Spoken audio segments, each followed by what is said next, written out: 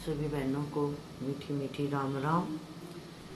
गुरुर् ब्रह्मा गुरुर्विष्णु गुरुर्देवो महेश्वर गुरु साक्षात् परब्रह्म तस्मै श्री गुरुवे नमः तस्मै श्री गुरुवे नमः। अखंड मंडलाकारं व्याप्तं येन चराचरं तत्पदं दर्शितं येन तस्मै श्री गुरुवे नमः तस्मै श्री गुरुवे नमः तस्मै श्री गुरुवे नमः।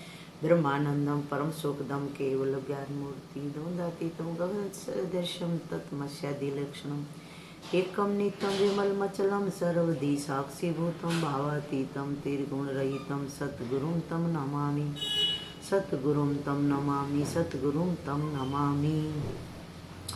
आज की कथा का शीर्षक है अलबेले बेला की निराली गुरु निष्ठा। गुरु गोविंद सिंह जी के एक शिष्य बेला ने उनसे निवेदन किया, गुरुजी मुझे कुछ सेवा दीजिए। गोविंद सिंह जी ने पूछा, तू पढ़ा लिखा है? गुरुजी मैं अनपढ़ हूँ। धनुष बाण चलाना जानता है? नहीं गुरुजी नहीं जानता। अच्छा तो तुझे क्या आता है? गुरुजी मैं किसान हूँ, घोड़ों की अच्छी तरह से देखभाल कर सकता हूँ। गोविंद सिंह जी ने उसे अस्तबल में घोड़ों की सेवा दे दी और कहा, मैं प्रतिदिन तुझे याद करने के लिए जपू जी साहिब की एक पंक्ति दूंगा, तुम उसे दोहराते रहना। ये गुरुजी ने बेला से कहा, तुझे याद करने के लिए जपू जी साहिब की एक पंक्ति दूंगा जो तो उसे दोहराते रहना। बेला बड़ी तत्परता से सेवा करने लगा। गोविंद सिंह जी रोज उसे एक पंक्ति देते और वह दिन भर उसे बड़े प्रेम से गुनगुनाता रहता। एक दिन गोविंद सिंह जी ने घोड़े पर सवार हो के युद्ध के लिए जा रहे थे। इतने में वह आया और बोला, गुरुजी मुझे आज के लिए पंक्ति दे दो। गुरुजी विनोद भरे स्वर में बोले, वाह भाई बेला, तू तो समय भी नहीं देखता, न पछाने वक्त न पछाने बेला। और रवाना हो गए। ऐसा कहकर बेला को लगा कि यही एक पंक्ति है जो गुरुजी ने उसे आज के लिए दी है। वह दिन भर उसे खूब निष्ठा से दोहराता रहा। बेला की सेवा में निष्ठा से गुरुजी का उस पर विशेष प्रेम था, जिससे कुछ शिष्य उससे जलते थे। वे उस पर व्यंग कसने लगे। गुरुजी ने तेरा उपहास किया है,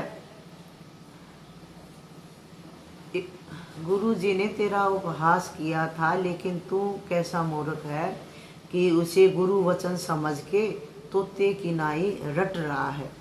तेरा दिमाग खराब हो गया है क्या? वे उसकी खिल्ली उड़ाने लगे, किंतु बेला पर उनके व्यर्थ प्रलाप का कोई असर नहीं पड़ा। वह तो पूर्ववत अपने कार्य में लगा रहा। शाम को जब गोविंद सिंह जी लौटे और उसने उनको वह पंक्ति सुनाई तो वे बेला की गुरु वचनों में दृढ़ निष्ठा देखकर अत्यंत प्रसन्न हुए और उसे गले से लगा लिया। इस घटना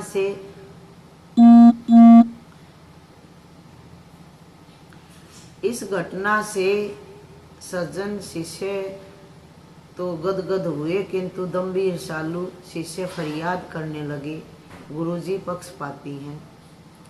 वह तो अभी आया और उस पर इतना प्रेम, हम कितने समय से सेवा कर रहे हैं परंतु हमें तो पूछते ही नहीं। अंतर्यामी गुरुदेव ने शिष्य को पाठ सिखाने के लिए लीला रची। एक दिन उन ईर्ष्यालु शिष्यों को बुलाकर कहा, तुम लोग भांग बनाओ। कुछ लोग उससे कुल्ला करो, कुछ लोग उससे थोड़ा पियो। शिष्यों ने वैसा ही किया जिन्होंने कुल्ला किया था। गोविंद सिंह जी ने उनसे पूछा, क्या तुम्हें भांग का नशा चढ़ा? गुरुजी आप ये कैसी बात कर रहे हो? जब हमने भांग पी ही नहीं तो नशा कैसे चढ़ेगा? दूसरों ने पूछा तो वे बोले, गुरुजी हमसे कुछ ना पूछिए, हम पर भांग का नशा चढ़ रहा है।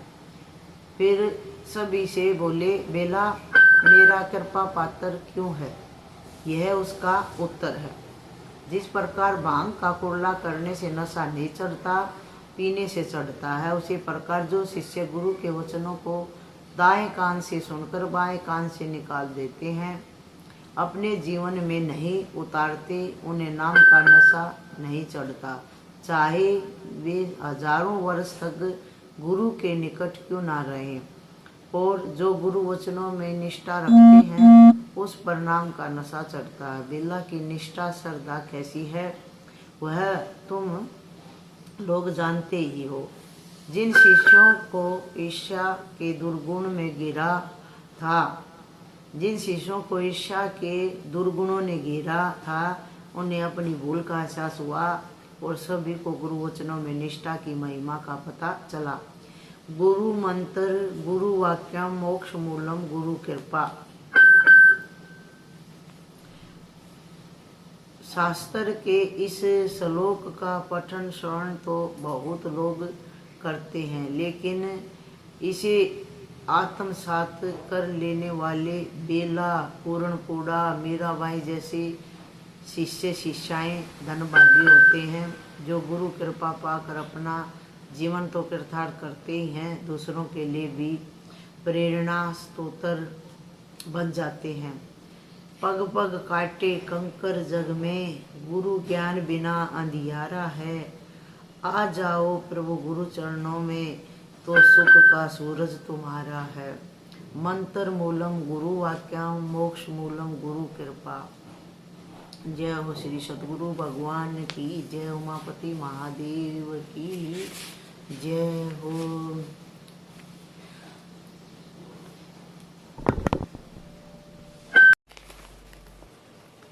रसिक जी को बुलावा भेजा। जिस समय उनके पास संदेशवाहक पहुंचा, उस समय वे भोजन कर रहे थे। समाचार मिलते ही बिना हाथ धोए ही उसी अवस्था में चल पड़े। गुरु ने उनको उक्त 4 गांव राजा से छुड़ाने की आज्ञा दी।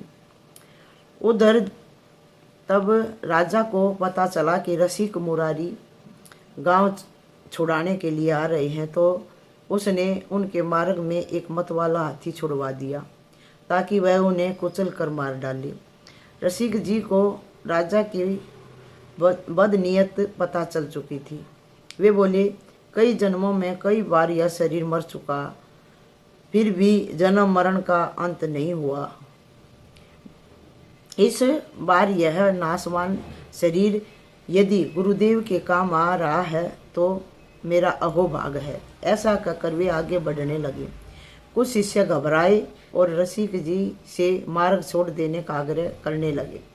रसिक जी ने कहा, आप लोगों ने उपदेश को निष्ठापूर्वक आत्मसात नहीं किया है। जिन्हें अपने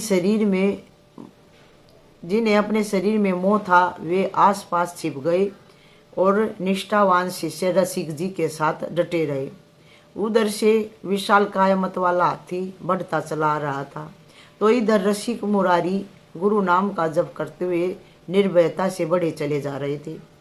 जाको राखे साइया, मार सके ना कोई। रसिक जी के समीप आकर वह मतवाला हाथी मानो पालतू कुत्ता बन गया। रसिक जी की दृष्टि पड़ते ही उस तामसी जीव में भी अष्ट सात्विकी भावों का संचार हो गया। उसके नेत्रों से असुर धाराएं बहने लगी और वह रसिक जी के चरणों में शीश झुकाकर बैठ गया। रसिक जी ने उसके कान में भगवान श्री कृष्ण का मंत्र सुनाकर उसे मंत्र दीक्षा दे दी। उसका मतवालापन शांत हो गया। भय के मारे जो छुप गए थे वे अपनी जगह से निकल कर आए। जब राजा को यह समाचार मिला तो वह नंगे पांव भागा आया और रसिक जी से क्षमा याचना करने लगा। उसने चारों गांव के दस्तावेज व हाथी और अन्य नए गांव भी रसिक जी को भेंट कर दिए। गुरु सेवा में सफल होके जब वे अपने गुरुदेव के पास पहुंचे तो गुरुदेव ने संतुष्ट होकर उन्हें हृदय से लगा लिया।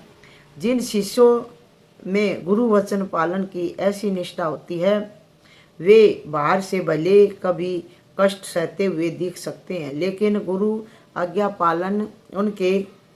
पालन से उनके अंतर में ऐसा अलौकिक रस व आनंद उभरता है कि उनके आगे बाहर की सारी तकलीफें बोनी हो जाती हैं, छोटी हो जाती हैं। गुरु निष्ठा व गुरु आज्ञा पालन शिष्य का सर्वस्व है। इन्हीं के बल पर शिष्य अध्यात्म पथ पर चलने में सक्षम होता है और मार्ग के प्रलोभनों कठिनाइयों पर विजय प्राप्त कर आत्म स्वरूप को उपलब्ध होता है। ये दो सद्गुण जिस शिष्य में होते हैं उसे धार्मिक बनना नहीं पड़ता, धर्म उसके जीवन में स्वतः प्रतिष्ठित हो जाता है। बोल सतगुरु भगवान की जय हो। सभी बहनों को मीठी मीठी राम राम।